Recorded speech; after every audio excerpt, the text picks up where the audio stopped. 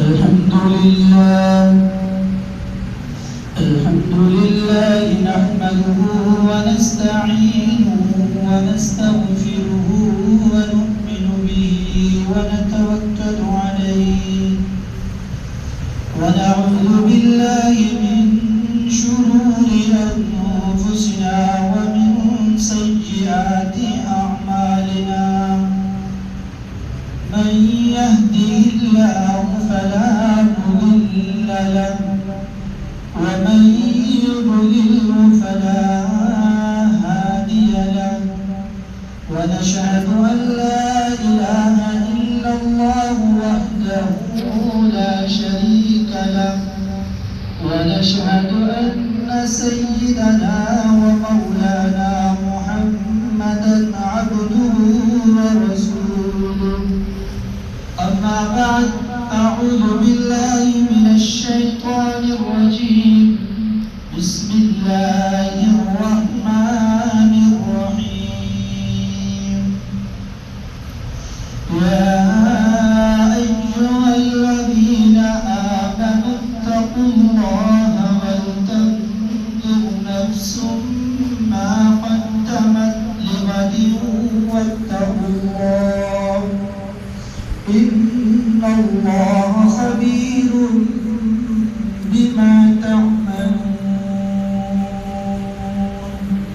صدق الله العظيم وصدق رسوله النبي الكريم ونحن على ذلك لمن الشاهدين والشاكرين والحمد لله رب العالمين.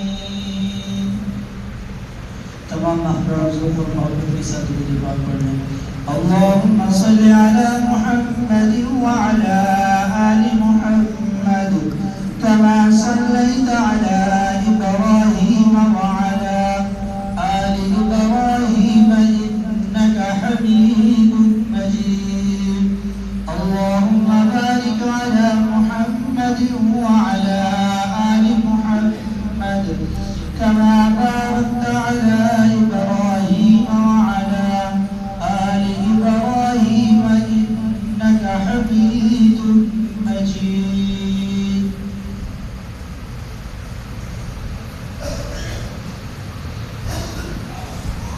محترم سامعین گرامی قدر،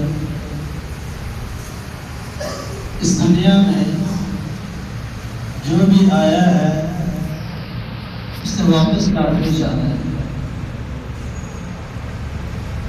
یہ حقیقت ہے. اللہ رب العزت نے جب اس کائنات کو بنانے کا ارادہ کیا تو فرشتوں سے کہا کہ میں اس دنیا کو بنانے لگا ہوں اور اس دنیا کے اندر انسان کو بھیجنا چاہتا ہوں.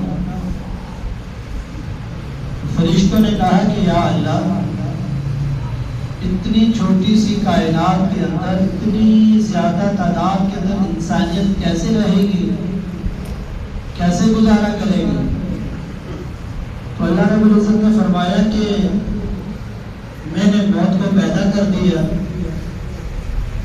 انسانیت آتی رہے گی، خلا پیدا ہوتا رہے گا، جاتے رہیں گے، جیسے جیسے جاتے رہیں گے ویسے ویسے آتے رہیں گے. تو فرشتے کہنے لگے کہ یا اللہ، اگر آپ نے موت پیدا کر دی تو پھر دنیا میں کس طریقے سے لوگ رہیں گے؟ جس انسان کو آپ دنیا میں پیدا کر کے بھیج رہے ہیں پھر اس کے دنیا میں آنے کا اس کو تو کوئی شوق ہی نہیں رہے گا. اللہ فرماتے ہیں کہ میں نے تما اس کے دل میں امید پیدا کرتی ہے کہ میں تما اور امید کو پیدا کر دوں گا. آپ دیکھ لیں 80 سال والا بھی اس امید پر ہے کہ 100 سال تو میری عمر ہو ہی جائے گی، اور پھر مریض بستر پر پڑا ہوا اس امید پر ہے کہ ابھی میری زندگی کی سانسیں باقی ہیں. ایکسیڈنٹ میں سارا جسم مفلوج ہو جانے کے بعد بھی ہاسپٹل کے کسی بستر پر پڑا ہوا مریض اس امید سے ہے کہ شاید میری بھی زندگی میں بڑی بہار باقی ہے. تو یہ حقیقت ہے جو دنیا میں آیا اس نے واپس جانا ہے. اللہ ہم سب کو اس حقیقت سے واقفیت عطا فرمائے. اللہ تعالیٰ ہم سب کو یہ حقیقت سمجھنے کی توفیق عطا فرمائے. اللہ فرماتے ہیں کل نفس ذائقۃ الموت وانما توفون اجورکم یوم القیامہ فمن زحزح عن النار وادخل الجنۃ فقد فاز. کہ ہر انسان کو، ہر زیرو کو، ہر جاندار کو جس کے اندر اللہ نے جان ڈالی ہے اس نے موت کا ذائقہ چکھنا ہے. یہ حقیقت ہے. اور فرمایا کہ ہر انسان دنیا کے اندر رہ کر دنیا کی نشو و نما، نمود و نمائش کو دیکھ کر کامیابی اسی کو سمجھ بیٹھا ہے. مال کو، عہدے کو، تجارت کو، کاروبار کو. وہ یہ سمجھتا ہے دنیا میں انسان کہ جس کے پاس زیادہ پیسہ ہے، زیادہ دولت ہے، زیادہ شہرت ہے، زیادہ عہدہ ہے، وہ کامیاب انسان ہے. اور اللہ فرماتے ہیں فمن زحزح عن النار، جو جہنم کی آگ سے بچ گیا، وادخل الجنۃ فقد فاز، اور جنت میں داخل ہو گیا، فقد فاز، وہ کامیاب ہے. اب اللہ رب العزت نے بتا دیا کامیاب کون ہے اور ناکام کون ہے، اور رستہ بھی بتا دیا. آج دنیا میں ہمارے بچوں کو جب امتحانات ہوتے ہیں تو کتنی فکر پریشانی ہوتی ہے. ہم ان کو اسکول اور کالجوں میں بھیجتے ہیں، اکیڈمیز میں، ٹیوشنز میں، گھر میں ٹیوشن والے کو لگاتے ہیں ہمارے بچے کا امتحان صحیح ہو جائے. وہ بچہ سارا دن ساری رات اس کتاب کو رٹتا رہتا ہے، یہاں سے سوال آ جائے گا، یہاں سے سوال آ جائے گا، یہاں سے سوال آ جائے گا. لیکن جو اس کا پیپر ہوتا ہے تو اس کی سوچ کے خلاف وہاں پہ سوال آیا ہوتا ہے. یہ دنیا کا جو پیپر ہے، دنیا کا جو امتحان ہے، اس کا پیپر اللہ نے ہماری پیدائش سے پہلے ہی لکھ آؤٹ کر دیا تھا کہ بھئی یہ پیپر ہے، اس کی تیاری کر لو. یہ اس کا جواب بھی بتا دیا.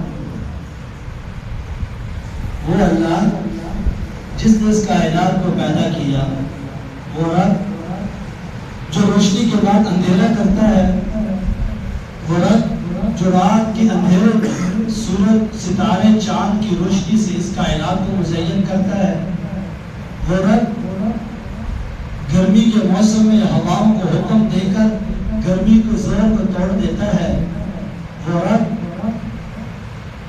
سردی کے اندر گرمی کے موسم کو لا کر سردی کے زور کو توڑتا ہے، وہ رب جو دریاؤں پر، سمندروں پر حکومت کرتا ہے، وہ رب جس نے مجھے اور آپ کو پیدا کیا اور ہماری کہنے کے بغیر، ہماری چاہت کے بغیر ہمارا وجود ہمارا یہ خوبصورت جسم، ہماری یہ صحیح سلامت آنکھیں، ہماری زبان، ہمارا ناک، جسم کا ایک ایک وجود ہمیں ہمارے کہنے کے بغیر صحیح سلامت عطا کیا.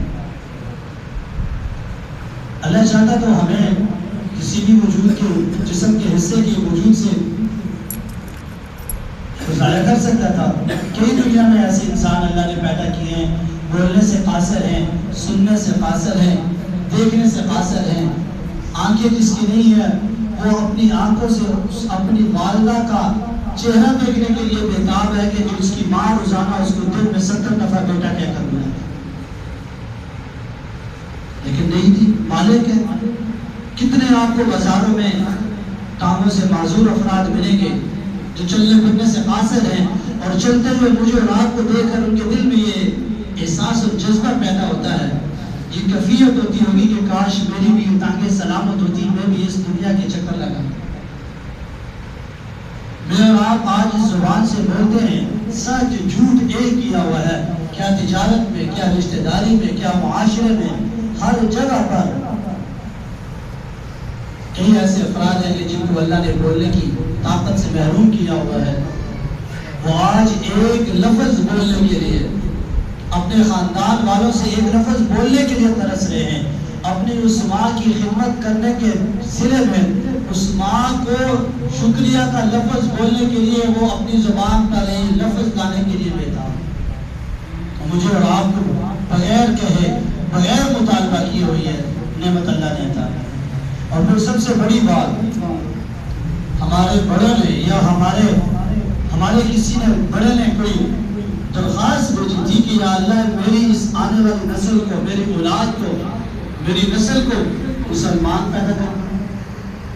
یہ اللہ کا خاص کرم اور فضل اور احسان ہے کہ ہمیں اللہ نے اس گھرانے میں پیدا کیا ہے کہ جس گھرانے میں لا الہ الا اللہ محمد رسول اللہ پڑھنے والے ہیں۔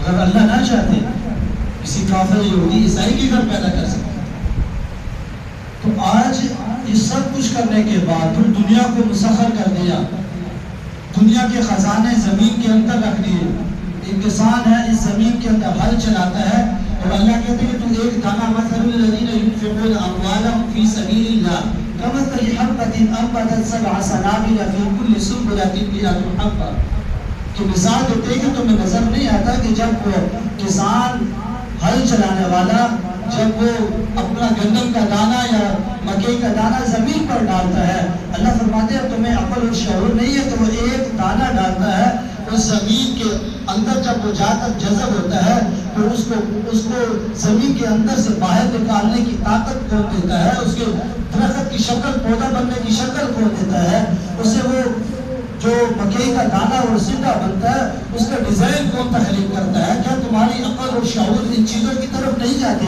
ایک بویا ہوا دانہ اللہ فرماتے اس سے میں پیدا کرتا ہوں 100 دانے، اس سے بالیاں اور ٹہنیاں نکلتی ہیں، اور ہر ٹہنی پر 100 دانوں کا ایک سٹا اللہ تعالیٰ لگا۔ کس کے لیے؟ اے انسان تیرے لیے۔ یہ ساری دنیا کا نظام اللہ نے کس کے لیے مسخر کر دیا؟ اے انسان تیرے لیے۔ اللہ نے انسان کو عقل شعور عطا کیا، ہزاروں ٹن غذی ہوا ہوا کے اندر جا رہا ہے، ایک ملک سے دوسرے ملک میں جا رہا ہے، ہم لوگ اس سے فائدہ اٹھا رہے ہیں۔ کس نے کیا یہ عقل؟ کس نے دی؟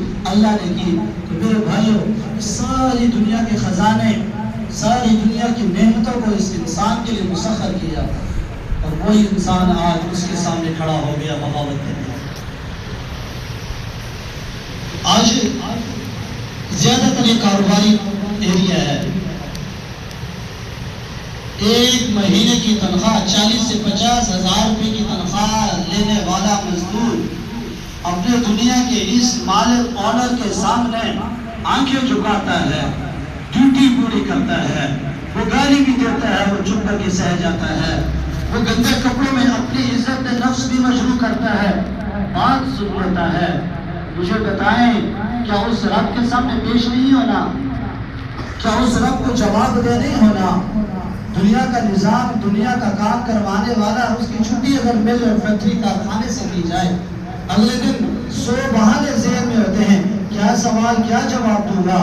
اور میرے بندے، میرے بھائی، کیا تو نے یہ بھی سوچا ہے کہ اس رب کے سامنے بھی کل کو پیش ہونا ہے، وہ بھی مجھ سے سوال کرے گا؟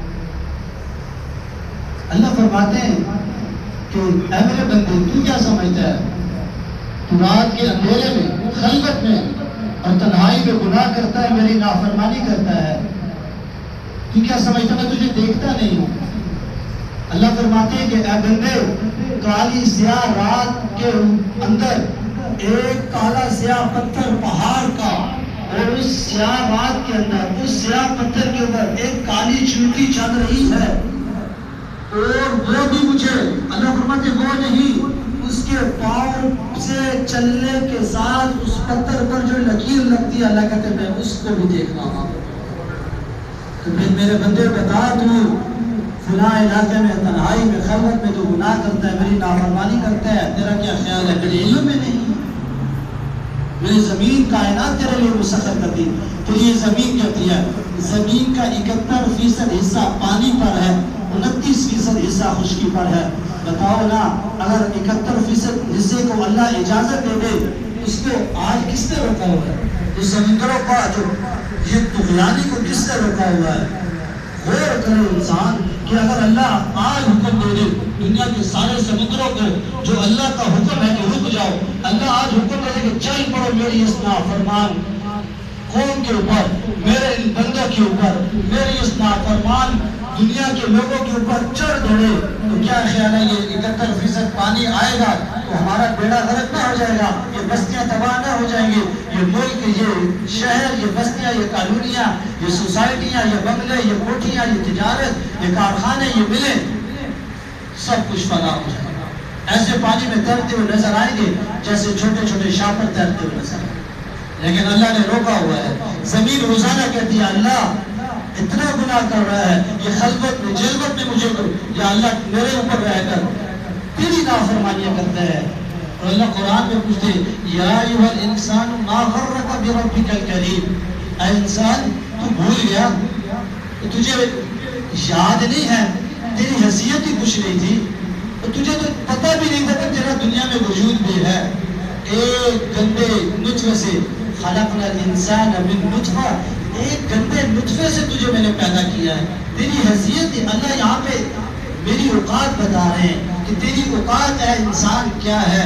ایک گندے پانی کے قطرے سے تجھے میں نے پیدا کیا, پھر ماں باپ کو تیرا خادم اور نوکر بنا دیا کہ باپ سارا دن دھوپ گرمی میں کما کر تیرے لیے لائے, اور ماں کو تیرا خادم بنا دیا کہ گیلے پر وہ خود سوئے, سوکھے پر تجھے سلائے, تیری خوشی غمی کا وہ خیال رکھے, گرمی سردی میں تیرے موسم کے لحاظ سے تیری طبیعت کا مزاج کا خیال رکھے, اور تجھے ہر قسم کی پریشانی سے محفوظ رکھے.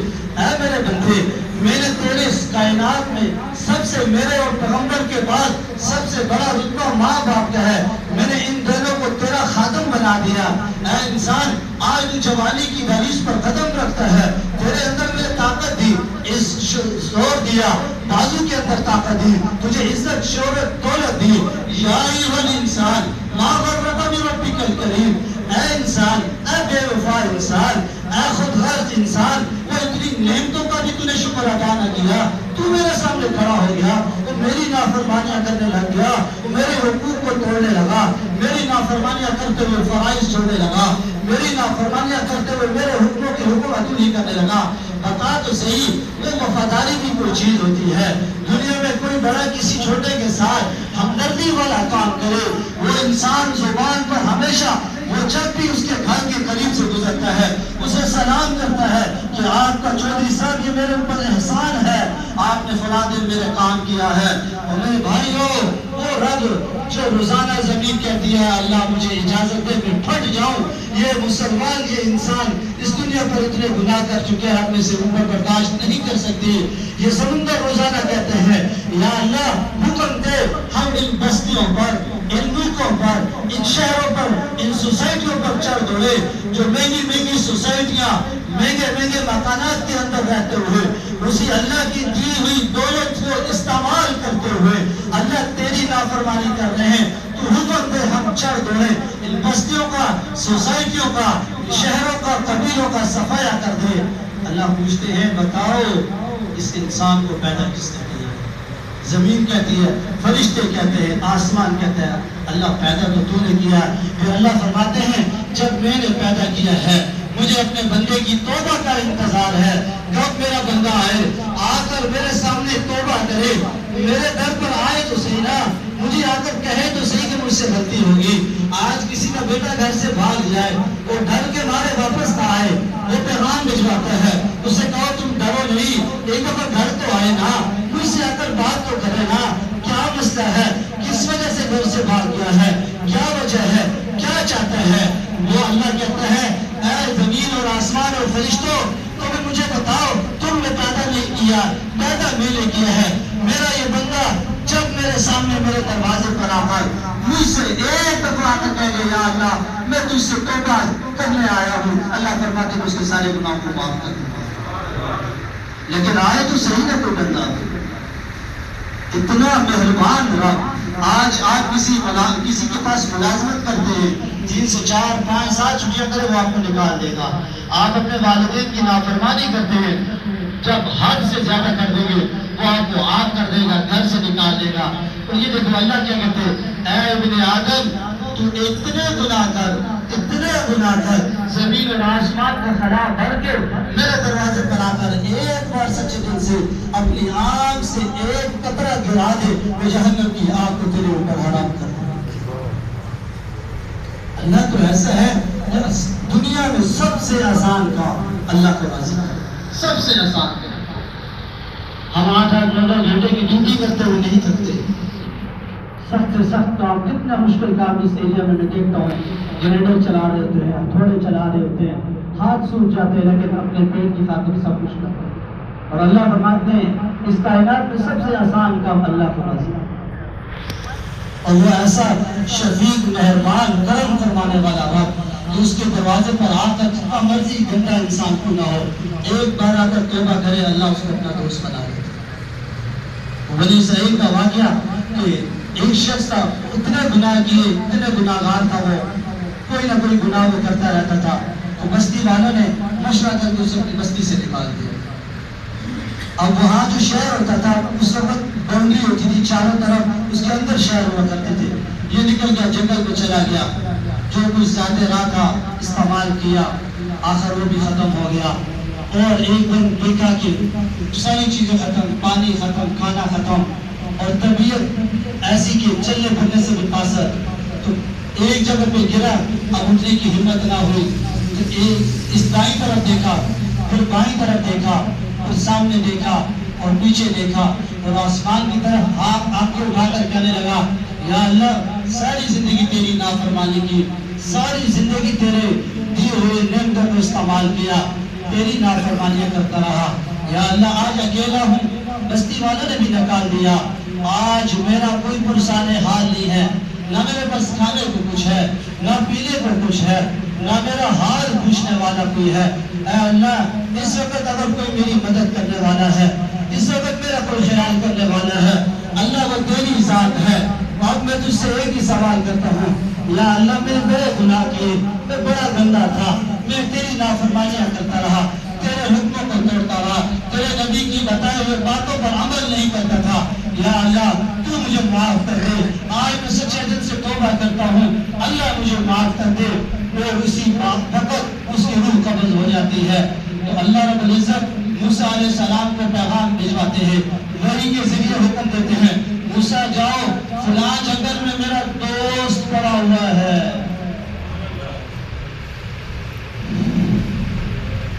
ساری زندگی جس نے نافرمانیاں کی، ساری زندگی جس نے اللہ کے حکموں کو توڑا، اور آخری وقت میں سچے دل سے اللہ سے توبہ کر رہا ہے۔ موسیٰ علیہ السلام دوڑ لگاتے ہیں، بھئی کون اللہ کا ولی، کون اللہ کا دوست اس جنگل کے بیابان کے اندر پڑا ہوا ہے۔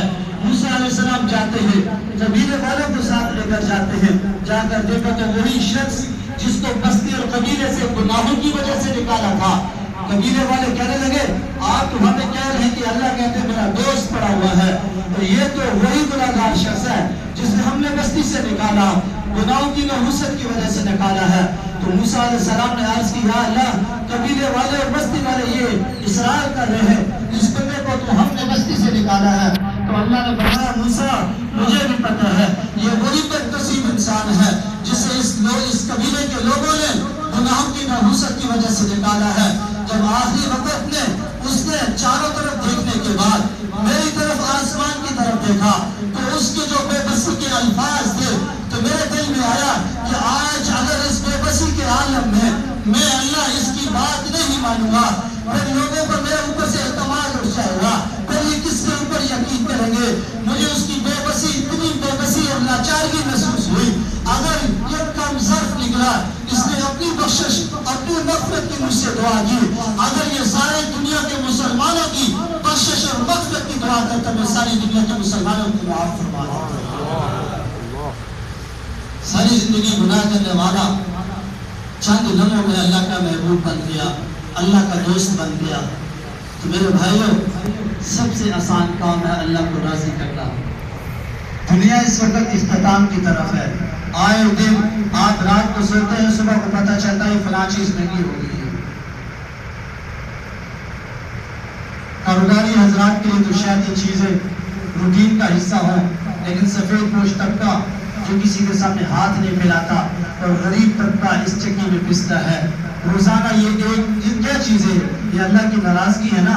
اللہ فرماتے ہیں تم دنیا کی نمود و نمائش، دولت، شہرت اور کارخانے فیکٹریوں کو اپنی کامیابی سمجھتے ہو، کامیابی یہ نہیں ہے، کامیابی یہ ہے فمن زحزح عن النار، جہنم کی آگ سے بچ گئے، وادخل الجنۃ فقد فاز، جنت میں چلے جاؤ تو تم کامیاب ہو۔